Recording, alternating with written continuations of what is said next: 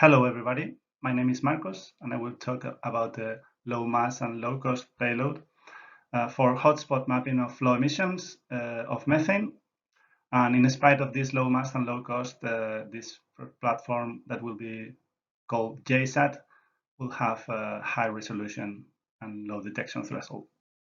The challenge in this mission is to detect methane, which is the second most abundant greenhouse gas after CO2.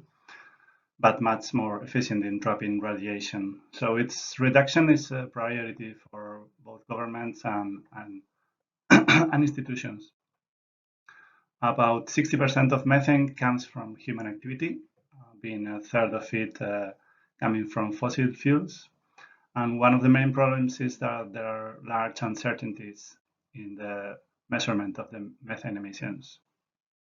Being in a satellite, of course, the detection of methane is through remote sensing, which allows for wide coverage and frequent monitoring and also accessing to challenging locations. And methane is detectable by absorption in radiation. We can detect methane in SWIR in a couple of wavelengths, 1.65 and 2.3 microns, and also in thermal infrared around 8 microns. So we're focusing in the SWIR wavelengths, specifically in the 1.65 for the 3 first satellites, and then going to 2.3 microns for the 4th satellite.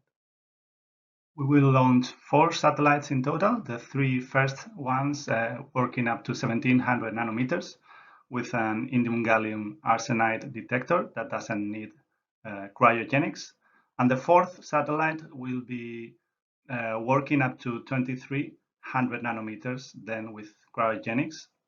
And as you can see, the detection threshold is improving from 150 kilograms per hour down to 50 kilograms per hour. And also the resolution is getting better from the first satellite, which is 20 meters more or less, to 5 to 10 meters in the next ones, approximately. There are different techniques for detecting methane from a satellite, as was presented by Varon in 2021. You can see here the 3 methods. Basically, when you apply the first 2 ones, you get false positives due to albedo differences. So if you want to have a clear methane plume, you need to apply not only different bands, different filters, but also perform different passes through the same location. And that's what we will apply, the multiband multipass. That's the last one. GEI-SAT is a satellite with a high spatial resolution, 4 to 16 times better than other satellites. And this allows us to distinguish between different methane sources that maybe are too close to be distinguished with a low resolution. As you can see in the left picture, you cannot tell one source from the other, and the right picture with increased resolution, you can tell that there are 5 different sources.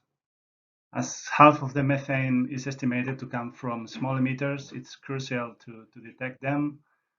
That's why we aim to have this 50 kilograms per hour, as you can see in the last column of the table. You can see in yellow the 3 ISIM GEI-SAT projects. So the first one is 150 kilograms per hour, and the last one is only 50. And that at that high resolution we mentioned before, down to 9 meters. There you can compare with other Sentinel missions in blue or even other private competitors. You can see here methane detection time lapse of technology demonstrator we built. Also in the bottom pictures, you can see the methane plume on the bottom left. And after applying some masking and some color maps on the bottom right, you can detect the methane plume. And in the top pictures, you can see this same test, but performed at 17 meters instead of 5 meters, which is a longer distance. And also after these tests, we repeated them in SATLANTIS, improving the image processing algorithms. And we got a quite nice video, as you can see in the bottom right. You can even see the methane disappearing when we close the bottle, the methane bottle. So the tests were deemed successful, even with a demonstrator or EM, which has worse performances than the future flight model. And another conclusion of the tests is that flat field acquisition will be a key aspect, especially when multiband observations are performed. Before finishing, we wanted to underline that we have chosen a fast development schedule so we can contribute to international initiatives on methane detection as soon as possible and become a Copernicus contributing mission. To remark that this camera will have high spatial resolution and low detection threshold, down to 50 kilograms per hour. That will give key data on low emitters, and also that added value that is having a visible channel, not only a sphere channel, that will allow us to detect precisely and instantaneously by geolocating different sources. Yeah, that's our contact details. So please, if you have any doubts or questions, just send us an email. Thank you very much for your attention.